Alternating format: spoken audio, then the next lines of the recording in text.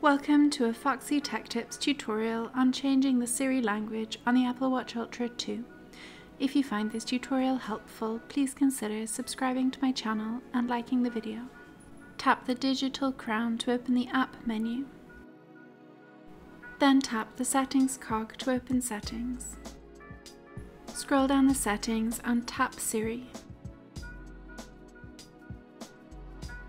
Scroll down the Siri settings and tap Language.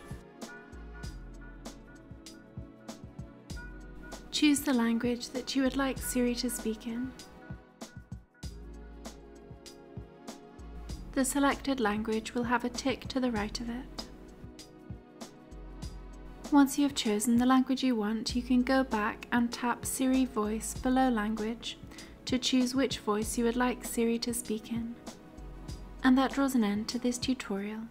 Please like the video if you found it helpful and subscribe to Foxy Tech Tips for more Apple Watch Ultra tips and tricks.